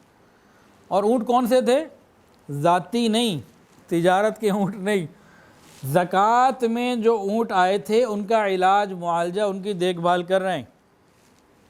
احنف ابن قیس ان سے ملنے آئے تھے، انہوں نے ان کو دیکھا، حضرت عمر نے احنف آ جاؤ، کپڑے بدل کے آ جاؤ، ادھر خیال کر لو، یہ زکوٰۃ کے اونٹ ہیں، ان میں یتیموں کا، مسکینوں کا اور بیواؤں کا حق ہے۔ اب حضرت احنف ابن قیس کے ساتھ کچھ لوگ اور بھی ساتھ تھے، ان میں سے کسی نے کہہ دیا امیر المومنین یہ کام تو کوئی غلام بھی کر سکتا ہے، اس کام کے لیے آپ خود کیوں کر رہے ہیں؟ تو امیر المومنین نے جب یہ بات سنی تو فرمایا بھلا مجھ سے بھی بڑا کوئی غلام ہوگا، بھلا مجھ سے بھی بڑا کوئی غلام ہوگا؟ اور یہ احنف کون ہے؟ جو شخص مسلمانوں کے امور کا ذمہ دار ہے وہ مسلمانوں کا غلام ہے۔ جو مسلمانوں کے امور کا ذمہ دار، کوئی عہدہ اس کے پاس ہے، یہ شخص مسلمانوں کا غلام ہے۔ جس طرح ایک غلام کے اوپر اپنے آقا کی خیر خواہی اور امانت کی ادائیگی ضروری ہے، اسی طرح ان پر بھی ان چیزوں کا پورا کرنا ضروری ہے۔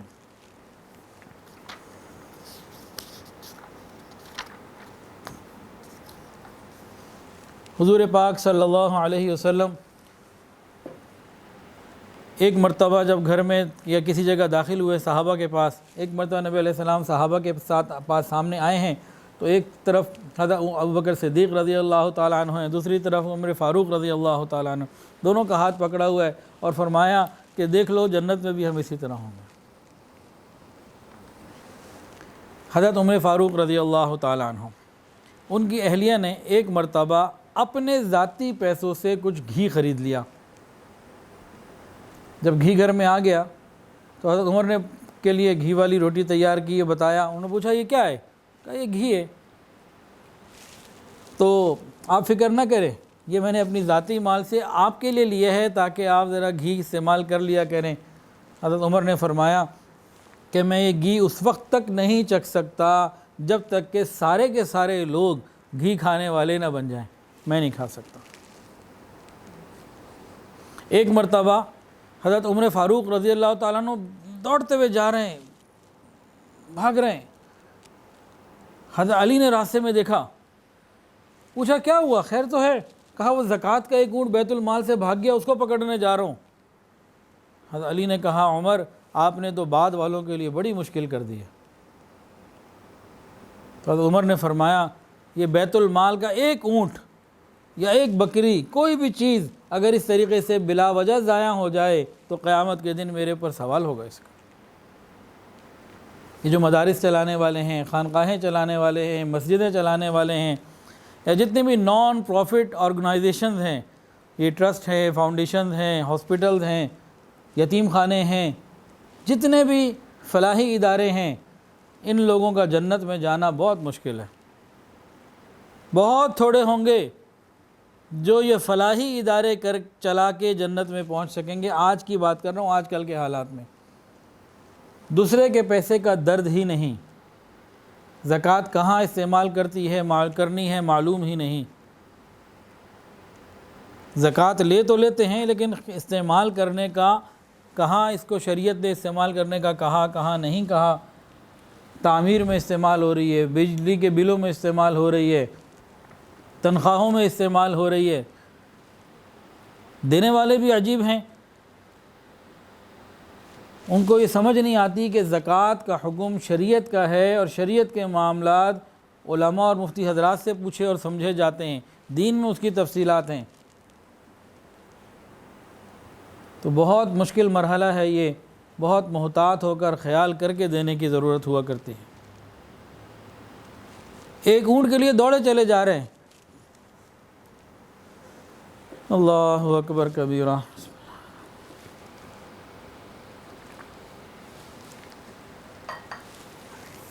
اب ان کی شہادت کا واقعہ کچھ ذکر ہو جائے، اتنے میں انشاءاللہ وقت بھی پورا ہو جائے گا۔ حضرت عمر فاروق رضی اللہ تعالیٰ عنہ نے ساری زندگی دین کی خدمت کے لیے گزار دی، اور نبی علیہ الصلوۃ والسلام کی وہ دعا اللہ رب العزت نے بھرپور انداز سے پوری کی، اور اسلام کو خوب عزتیں حضرت عمر فاروق رضی اللہ عنہ کے ذریعے سے اللہ رب العزت نے عطا فرمائی۔ حضرت عمر فاروق رضی اللہ تعالیٰ عنہ ایک مرتبہ کہیں سفر میں تھے، تو ایک اونچی کوئی جگہ تھی، وہاں رک گئے۔ پیچھے پورا لشکر اور پورا جناب جتنے بھی لوگ ساتھ تھے وہ سارے رک گئے۔ آپ نیچے کچھ جھانک رہے تھے، کافی دیر دیکھتے رہے، پھر واپس آئے۔ لوگوں نے پوچھا حضرت کیا تھا یہاں پہ، آپ نے سب کو روکے رکھا، خود بھی رکے رہے، کیا چیز خاص، کیا چیز تھی، ہمیں تو کچھ محسوس نہیں ہوا یہاں پہ۔ عمر فاروق رضی اللہ تعالیٰ عنہ نے ارشاد فرمایا، یہ وہ جگہ ہے جہاں بچپن میں میرا باپ خطاب مجھے اونٹ چرانے کے لیے بھیجتا تھا۔ میں اونٹ لے کے آتا تھا، اور سارا دن اونٹ چرا کے جب واپس لے کے جاتا تھا تو میرے اونٹ بھوکے پیٹ واپس جاتے تھے۔ تو میرا باپ خطاب مجھے کہتا تھا، عمر تو کیا زندگی گزارے گا، تجھے تو اونٹ چرانے نہیں آتے، کیا زندگی میں ترقی کرے گا، کیا کام کرے گا، تجھے تو اونٹ چرانے نہیں آتے۔ ایک وہ وقت تھا کہ عمر کو اونٹ چرانے نہیں آتے تھے۔ آج اسلام کی وجہ سے اللہ نے عمر کو وہ عزت دے دی کہ لوگ اسے امیر المومنین کہتے۔ اسلام تو عزت دینے کے لیے آیا ہے، اگر ہم آج اسلام پر عمل کرنے والے بن جائیں تو ہمارے مسئلے اسی سے پورے ہوتے ہیں۔ وہ ہم نے کرنا نہیں ہے، اس لیے عزت ملنی نہیں ہے۔ ہاں اگر کر لیں تو عزتیں اللہ نے وَلِلَّهِ الْعِزَّةُ وَلِرَسُولِهِ وَلِلْمُؤْمِنِينَ، عزت تو اسلام کے اندر ہے، دین پر عمل کرنے کے اندر ہے۔ ہم میں سے اکثر لوگ نبی علیہ السلام کی محبت میں گردن کٹوانے کے لیے تو تیار ہو جاتے ہیں، لیکن نبی علیہ السلام کی اطاعت میں زندگی گزارنے کے لیے تیار نہیں ہوتے۔ تو جس دن ہم لوگ نبی علیہ السلام کی اطاعت میں زندگی گزارنے کے لیے تیار ہو جائیں تو بس ہمارے سارے مسئلے آسان ہو جائیں۔ اور یہ معاملہ شروع کہاں سے ہوگا؟ حیا اور پاک دامنی سے ہوگا۔ موبائل فون کا استعمال، انٹرنیٹ کا استعمال، تنہائیاں ہمیں ٹھیک کرنی ہوں گے۔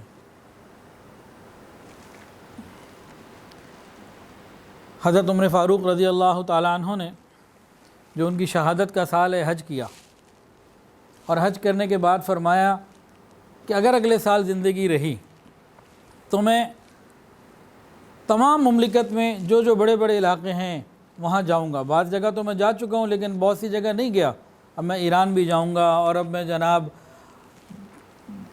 جہاں تک مملکت بڑھتی چلی جا رہی ہے، دمشق ہے اور مصر ہے اور جناب جو بھی جگہ ہیں، تو میں نے سب کا خود ذاتی طور پر وزٹ کرنا ہے۔ یہ انہوں نے ارادے کا اظہار فرمایا، اور واپسی مدینہ کی طرف چلے کہ اگلے سال اگر زندگی رہی تو جن علاقوں کا میں نے وزٹ نہیں کیا میں وہاں دورہ کروں گا۔ یہ تو کسی کو نہیں پتہ تھا کہ بس یہ آخری سال ہے اور اب چند دن ہی باقی ہیں، یکم محرم کو تو شہادت کا وقت اللہ نے لکھا ہوا۔ راستے میں ایک جگہ جب پڑاؤ ڈالا تو رات کو جب آنکھ کھلی نا تو آسمان پہ چاند نظر آیا. اس چاند کو دیکھ کے مدینہ کا چاند یاد آ گیا اور پھر اللہ رب العزت سے مانگا, اللہم ارزقنی شہادتا فی سبیلک واجعل قبری فی بلد حبیبک. اے اللہ اپنے راستے کی شہادت عطا فرما اور اپنے حبیب کے شہر میں دفن ہونا نصیب فرما. مانگنے والے نے مانگ لیا. صحابہ چند قریب تھے جن کو آواز آ گئی, حیران تھے دعا کیسے قبول ہوگی.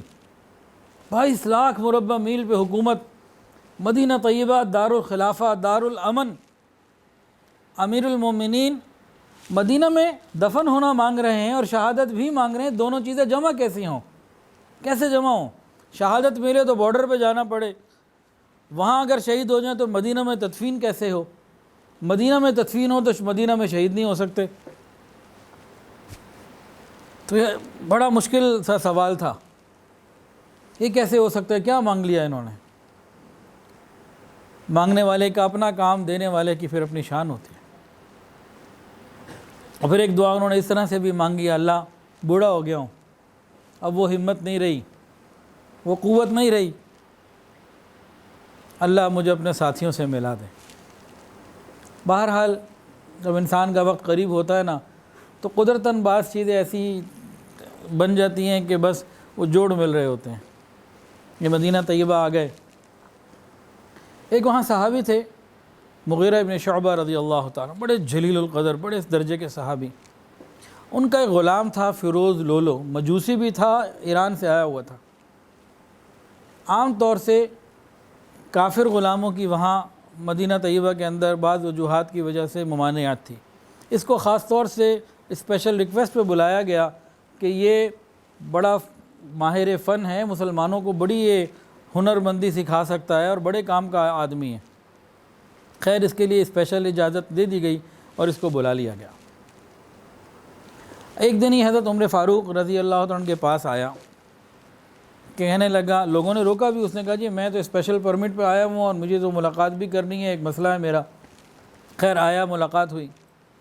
حضرت عمر فاروق رضی اللہ عنہ سے کہنے لگا کہ میرے جو مالک ہیں وہ میرے پہ بڑا ظلم کرتے ہیں, مجھ سے بہت پیسے لیتے ہیں.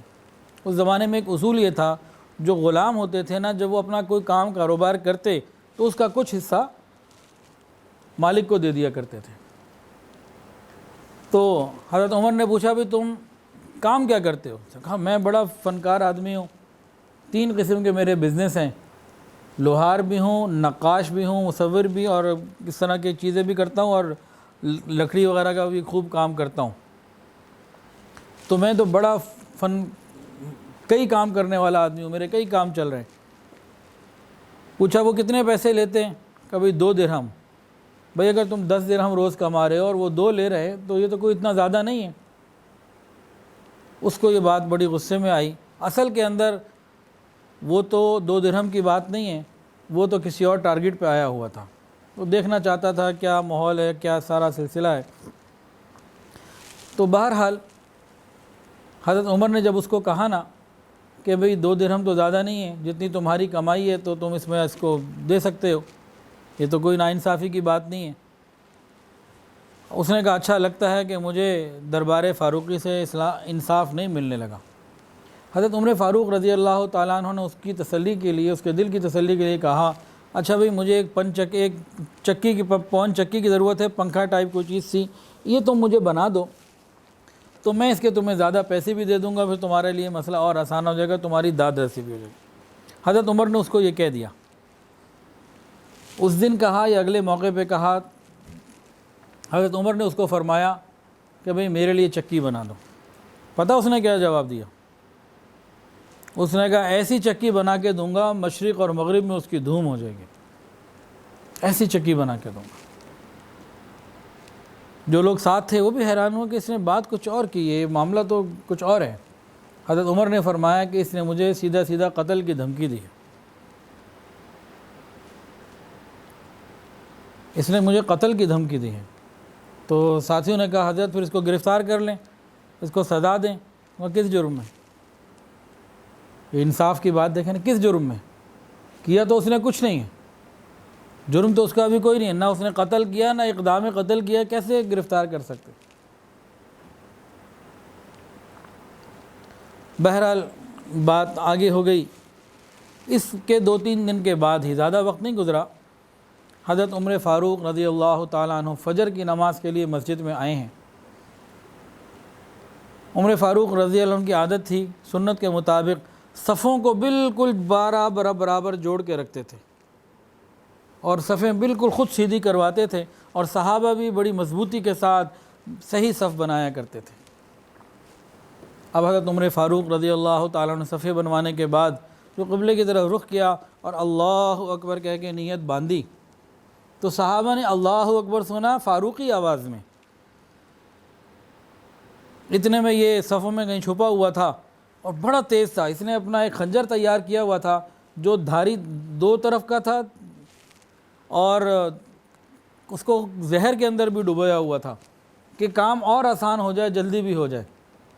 بعض زہر ایسے ہوتے ہیں ذرا سے انسان کو خراش لگ جائے اس زہر کے ساتھ خنجر کی کسی نوک کی، تو بس وہی کافی ہوتا ہے بندے کے لیے۔ اور وہ خنجر چلانے میں اتنا ایکسپرٹ تھا کہ بعض روایات میں آتا ہے کہ اس نے 6 وار کیے، اور بعض میں آتا ہے کہ 9 وار کیے۔ تو اس نے 6 وار کیے، انتڑیاں تک کاٹ کے رکھ دیں اور وہ نیچے گر گئے۔ حضرت عمر فاروق رضی اللہ تعالیٰ عنہ اس میں پتہ کیا امیر المومنین نے، نیچے گر رہے ہیں، جسم سے خون کے فوارے چھوٹ رہے ہیں، پیچھے سے عبد الرحمن ابن عوف رضی اللہ عنہ کا ہاتھ پکڑ کے مصلی پہ آگے کر دیا، نماز پڑھاؤ۔ خود نیچے گر گئے، دیوار کے ساتھ تڑپ بھی رہے، تکلیف میں ہیں، دیوار کے ساتھ ٹیک لگا لی اور ان کو کہا نماز پڑھاؤ۔ حضرت حسین رضی اللہ تعالیٰ نے کربلا میں نماز نہیں قضا کی، اور ادھر اتنا بڑا حادثہ ہو چکا کہ نماز پڑھاؤ۔ اب صحابہ جو پہلی صف میں تھے ان کو تو اتنی جلدی آنن فانن اور غیر متوقع معاملہ تھا، کسی کو اندازہ ہی نہیں ہوا۔ جو پچھلی صفوں میں تھے انہیں پتہ ہی نہیں چلا۔ وہ بعد میں کہتے ہیں ہم حیران ہوئے کہ نیت تو باندھی ہم نے، آواز سنی اللہ اکبر فاروق اعظم کی، تلاوت کی آواز آ رہی ہے عبد الرحمن ابن عوف کی، لیکن نماز سے ہی چلتا رہا کام۔ انہوں نے جلدی جو ہے نا نماز مختصر جو ہے پوری کرائی۔ اس کے بعد حضرت عمر فاروق رضی اللہ تعالیٰ عنہ کو ریسکیو کے لیے اور ان کو دیکھنے کے لیے کیا۔ اچھا اس نے کیا کیا؟ ابو لولو نے، جو مجوسی تھا، ایران سے آیا ہوا تھا، اس نے حضرت عمر فاروق رضی اللہ عنہ پر حملہ کرنے کے بعد وہاں سے بھاگنا چاہا، ہاتھ میں خنجر ہی تھا اور صحابہ کی صفیں بالکل جڑی ہوئی تھیں۔ حضرت عبد الرحمن ابن عوف ایک صف آگے ہو کے مصلی پر آئے تو پیچھے سے ایک صحابی نے آگے ان کی جگہ پوری کر لی۔ اس کو تھوڑا سا راستہ تو مل گیا، لیکن پیچھے صفیں جڑی ہوئی تھیں، اس کو زیادہ راستہ نہیں مل سکا۔ لیکن اسی نماز پوری ہونے میں اس نے 17 یا 13 صحابہ کرام کو اسی خنجر سے زخمی کر دیا۔ حضرت عمر کی شہادت تو 3 دن کے بعد ہوتی ہے، آپ کے شہید ہونے سے پہلے 9 صحابہ کرام شہید ہو گئے۔ وہ جو اس نے خنجر کے وار کیے تھے، اتنا تیز اور چلاک آدمی تھا وہ، خنجر چلانے میں اتنا ماہر آدمی تھا وہ، کہ اس نے آنن فانن جو ہے وہ اتنے لوگوں کو زخمی کر دیا جن میں سے 9 حضرت عمر سے پہلے شہید ہو چکے۔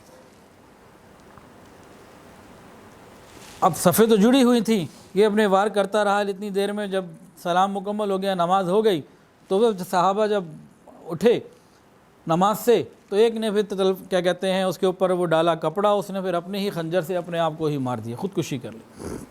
یعنی یہ راز ہی رہ گیا کہ اسے بھیجا کس نے تھا، آیا کیوں تھا، بہت ساری چیزیں پھر اپنے ساتھ ہی لے گیا۔ کیونکہ 2 درہم کے معاملے میں اتنا مسئلہ نہیں ہوتا کہ 9 بندے بھی شہید کر دیے، اور امیر المومنین کو مسجد نبوی شریف میں، اور جناب 22 لاکھ مربع میل کے امیر المومنین کو، تو یہ معاملہ کچھ اور ہی ہوگا۔ بہرحال اب حضرت عمر فاروق رضی اللہ تعالیٰ کی نماز تو نہیں ہوئی نا۔ ہم تو جناب فٹ بال میچ کے لیے، کرکٹ کے لیے، فضول گپوں کے لیے، فلموں کے لیے نماز قضا کر دیتے ہیں۔ حضرت عمر فاروق رضی اللہ تعالیٰ عنہ، باقی لوگوں نے تو نماز پڑھ لی تھی، اب ان کو اٹھا کے گھر لے جایا گیا اور ان کو تیمم کروایا 3 مرتبہ، خون جاری رہا، بے ہوش ہو جاتے تھے۔ اور اضطراری کیفیت میں وضو اور تیمم کا حکم اور ہے۔ ان کے بیٹے نے، عبداللہ ابن عمر نے اس کیفیت میں بھی کہا ابا جان نماز، اور انہوں نے پھر سورج نکلنے سے پہلے پہلے نماز ادا کی۔ اس کیفیت میں حکیم نے دوائی دودھ میں ڈال کے دی، انہوں نے دوائی پی تو آنتوں سے وہ بھی خون کے ساتھ باہر نکل گئی، انہیں یقین آ گیا کہ بس اب میرا آخری وقت قریب ہو چکا ہے۔ حضرت عمر فاروق رضی اللہ تعالیٰ عنہ، اس یقین کی ایک وجہ اور بھی تھی، ایک تو کیفیت دیکھ رہے ہیں، اور ایک وجہ کیا تھی کہ ایک مرتبہ حضور پاک صلی اللہ علیہ وسلم ایک پہاڑ کے اوپر چڑھے، آپ کے ساتھ صدیق اکبر رضی اللہ تعالیٰ عنہ تھے، حضرت عمر فاروق رضی اللہ تعالیٰ عنہ بھی تھے، حضرت عثمان غنی رضی اللہ تعالیٰ عنہ بھی تھے۔ نبی علیہ السلام جب پہاڑ پہ چڑھے ان حضرات کے ساتھ، پہاڑ ہلنے لگا، نبی علیہ السلام نے اس کو کہا ٹھہر جا، اس وقت تمہارے اوپر ایک نبی، ایک صدیق اور 2 شہید ہیں۔ کہتے ہیں اسی دن میرے دل میں آ گیا تھا کہ اب مجھے شہادت تو ملے گی۔ اور اس واقعے سے چند دن پہلے انہوں نے خواب بھی دیکھا تھا، انہوں نے خواب یہ دیکھا کہ کوئی مرغا ٹھونگے مار رہا ہے۔ تو بہرحال سارے اسباب کچھ ایسے ہو گئے تھے کہ اب ان کو اب شہادت کا یقین ہو گیا۔ جیسے ہی شہادت کا یقین ہوا، اس کیفیت میں عمر فاروق رضی اللہ عنہ نے کون کون سے کام کیے، یہ ہمارے لیے سیکھنے اور سمجھنے کے لیے ہیں، کاش ہم ان باتوں سے عبرت حاصل کر لیں۔ انہوں نے کیا کیا؟ عام مسلمانوں کے بارے میں بہت ساری مشاورت دینی شروع کر دی، اور اگلے خلیفہ کو جو بھی وہ بنے گا، جو بھی کہ بھئی ان طبقات کا ایسے ایسے خیال کرنا ہے، احکامات دے دیے۔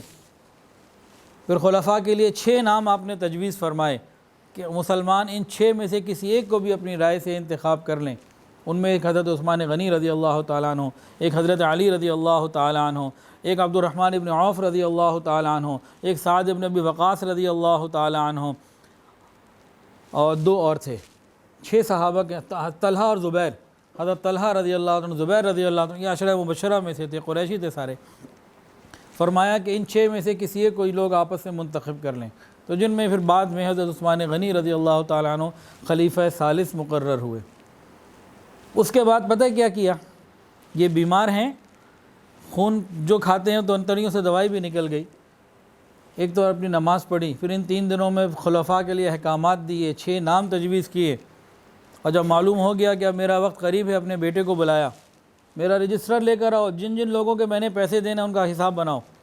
86,000 درہم اس وقت ان کے اوپر قرضہ تھا، اس کی ادائیگی کے لیے انہوں نے کہا میری فلاں کوئی مکان تھا، کوئی جگہ تھی، اس پراپرٹی کو سیل کر کے، اس طریقے سے کر کے، یہ میں کام کر کے میرے اس قرضے کو اس طریقے سے ادا کرو۔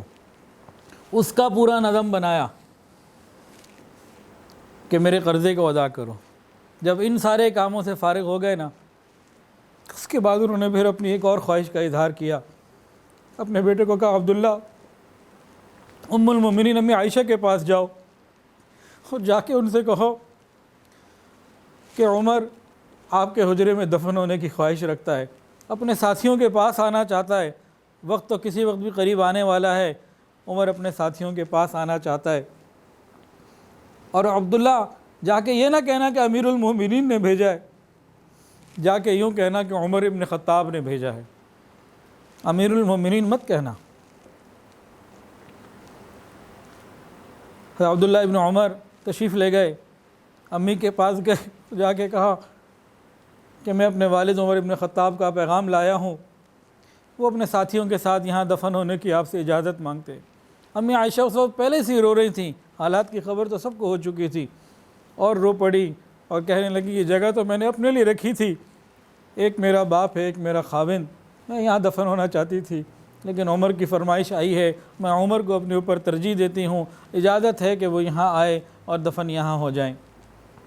حضرت عبداللہ ابن عمر رضی اللہ تعالیٰ عنہما یہ عظیم خوشخبری لے کے اپنے والد کے پاس آئے، کہا ابا جان آپ کی یہ خواہش پوری ہو چکی ہے اور امی نے اجازت دے دی ہے۔ حضرت عمر کی دیانت کو دیکھیں، کہا کہ نہیں ہو سکتا ہے میرے شرم میں دے دی ہو، جب میرا انتقال ہو جائے، میں مر جاؤں تو اس میرے جنازے کو لے کے جانا اور دروازے پہ رکھ دینا، پھر اجازت مانگنا، کہ زندگی میں بات اور ہوتی ہے، مرنے کے بعد بات اور ہوتی ہے، زندگی میں انسان کسی کی حیا کر لیتا ہے، بعض دفعہ ہو سکتا ہے میری شرم میں کہہ دیا ہو، دل سے اجازت نہ دی ہو، میرے جنازے کو وہاں لے جانا، دروازے کے سامنے رکھ دینا۔ اور پھر اجازت مانگنا، اجازت ملے تو اندر لے جانا ورنہ بقیع میں لے جا کے دفن کرتے۔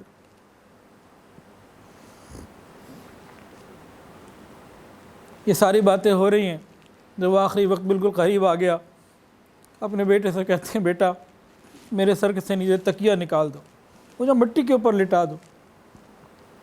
بیٹے نے تھوڑا سا تکیہ سے ہٹا دیا اور تھوڑا سا ایسا کر دیا، سر سے زمین پہ تو نہ اتارا، ناراض ہو گئے، وہی حق کیا ہو گیا تجھے میں کہہ رہا ہوں زمین پہ اتارو۔ اور پھر اس وقت اللہ تعالیٰ سے بات چیت کرنے لگے، اللہ عمر تباہ ہو جائے گا، عمر کی ماں بھی تباہ ہو جائے گی اگر تو نے معاف نہ کیا۔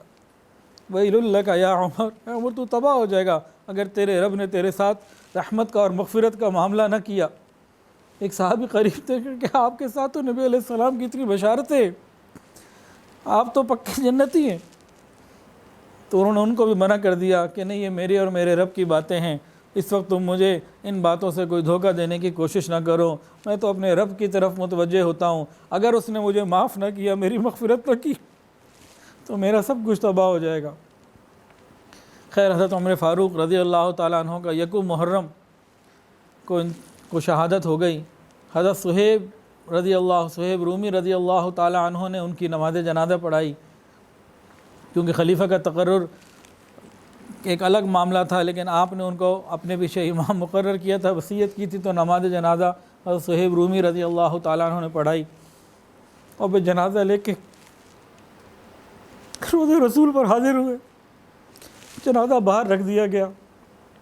پھر وصیت کے مطابق دوبارہ پوچھا گیا ام المؤمنین حضرت عائشہ صدیقہ رضی اللہ تعالیٰ عنہ سے کہ آپ کی اجازت ہو تو اندر لے آئے ورنہ پھر بقیع لے جائے۔ ام المؤمنین نے روتے ہوئے پردہ کر لیا، سائڈ پہ ہو گئیں اور کہا کہ یہ جگہ عمر کے لیے میں دے چکی ہوں، اندر لے آؤ۔ پھر قبر کھودی گئی، ان کو اندر اتارا گیا۔ اندر اتارنے والوں میں حضرت طلحہ، حضرت علی، حضرت عثمان اور چند اور حضرت عبد الرحمن ابن عوف رضی اللہ تعالیٰ عنہ، یہ لوگ تھے۔ قبر میں اتارا گیا، پھر قبر پہ مٹی ڈال دی گئی، ابھی تیاریاں ہو رہی تھی۔ حضرت عبداللہ ابن عباس رضی اللہ تعالیٰ عنہ فرماتے کہ ہم کھڑے ہوئے تھے، میں بھی کھڑا ہوا تھا، اتنے میں کسی نے اپنے دونوں کندھے میرے شانوں پہ لا کے رکھ دیے کہ سب لوگ کھڑے ہیں، قبر تیار ہو رہی ہے۔ عبداللہ ابن عباس کہتے ہیں کوئی آیا، اس نے اپنے دونوں کندھے میرے شانوں پہ رکھ دی اور کہا کہ عمر مجھے یقین تھا کہ یہ جگہ تیری ہے، یہ جگہ تمہیں ہی مل رہی ہے۔ میں نے کتنی دفعہ، ہزاروں دفعہ اپنے محبوب صلی اللہ علیہ وسلم کے مبارک زبان سے سنا ہے، میں ابو بکر اور عمر، میں اور میرے ساتھی ابو بکر اور عمر، میں ابو بکر عمر گئے، میں اور ابو بکر عمر آئے، میں ابو بکر اور عمر، میں ابو بکر اور عمر۔ اتنی دفعہ میں نے یہ سنا ہے، مجھے اس بات کا یقین تھا کہ یہ جگہ تیری ہی۔ عبداللہ ابن عباس کہتے ہیں جب میں نے چہرے کو پیچھے دیکھا تو وہ امام الاولیاء، امام المتقین حضرت علی رضی اللہ تعالیٰ عنہ تھے۔ تو یکم محرم الحرام حضرت عمر فاروق رضی اللہ تعالیٰ عنہ کی شہادت کا یہ ایک المناک واقعہ پیش آیا، اور جاتے جاتے بھی دوسروں کے حقوق کا خیال اور زندگی ایسی بے مثال کہ رضی اللہ عنہم و رضوا عنہ کا خطاب زندگی میں ہی لے کے چلے گئے۔ اللہ تعالیٰ ان پر کروڑوں رحمت نازل فرمائے۔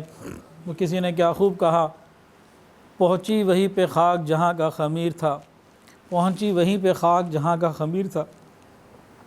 نبی علیہ السلام نے فرمایا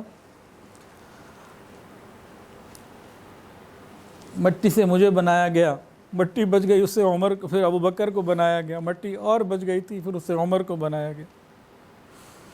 تو جو مٹی اپنی جگہ پہنچ گئی، اللہ تعالیٰ تمام شہداء کے درجات کو بلند فرمائے اور ہمیں بھی نیکی تقوی کی زندگی عطا فرمائے۔ ذوالحجہ میں 18 ذوالحجہ کو حضرت عثمان غنی رضی اللہ تعالیٰ کی شہادت کا ایک المناک واقعہ ہے امت کا۔ پھر 27 ذوالحجہ کو حضرت عمر فاروق رضی اللہ عنہ پر حملہ ہوتا ہے، یکم محرم الحرام کو شہادت اور تدفین کا عمل ہوتا ہے، اور 10 محرم الحرام کو حضرت حسین رضی اللہ تعالیٰ عنہ کی شہادت کا ایک المناک واقعہ ہے۔ اور صرف یہ 3 ہی شہداء نہیں ہیں، سال کے اگر 365 دن ہیں تو اللہ کی قسم کوئی دن ایسا خالی نہیں ہے کہ جس دن میں کوئی شہید ہمارے تاریخ میں نہ ہو، کوئی ایک دن بھی ایسا نہیں۔ لیکن ان لوگوں نے کربلا کا میدان ہو، جو حضرت عثمان غنی رضی اللہ عنہ اپنے گھر کے اندر محصور ہوں، 40 دن پانی نہیں ملا بھوکے پیاسے، یا پھر یہ فجر میں نماز کے وقت حملہ ہوا، نماز نہیں چھوڑی۔ ہم کم سے کم نماز ہی کی پابندی کا آج کوئی پکا ارادہ کر لیں، اور کچھ نہیں کر سکتے، نماز کی پابندی کا تو ارادہ کر لیں کہ قیامت کے دن سب سے پہلے پوچھ اسی چیز کی ہوگی، اس کے بعد اگلے معاملے ہوں گے۔ اور حضرت عمر نے کیا مانگا تھا؟ یا اللہ اپنے حبیب کے شہر میں دفن ہونا عطا فرما اور اپنے راستے کی شہادت عطا فرما۔ یہ تو مانگنے والے کی مانگ تھی نا، دینے والے کی دین کچھ اور معاملہ تھا۔ وہ کیا ہوا سنیے، اور یقین کے ساتھ اپنی دعاؤں میں اللہ سے مانگا کریں، جو چاہیں مانگیں، یقین کو بڑھائیں ہم۔ صحابہ حیران تھے دعا کیسے قبول ہوگی، لیکن قبول کرنے والے نے جب قبول کی تو کس شان سے قبول کی، اس کو توجہ سے سن لیجئے۔ اگر حضرت عمر فاروق رضی اللہ تعالیٰ عنہ کو مدینہ کی کسی پہاڑی پہ، کسی وادی پہ، کسی گلی میں شہادت مل جاتی تو یقیناً وہ شہادت تھی نا۔ مانگنے والے نے تو صرف شہادت مانگی، دینے والے نے مصلی رسول پر عطا فرمائی، ریاض الجنہ میں عطا فرمائی، باوضو بھی ہیں، اور مقام احسان کی عبادت ہوتی تھی ان کی، احسان کی حالت میں باوضو مصلی رسول کے اوپر شہادت ملی۔ اور انہوں نے کیا مانگا تھا؟ مدینہ میں دفن ہونا، کہ حدیث کے اندر آتا ہے نا مدینہ میں دفن ہونے والوں کی فضیلت ہے۔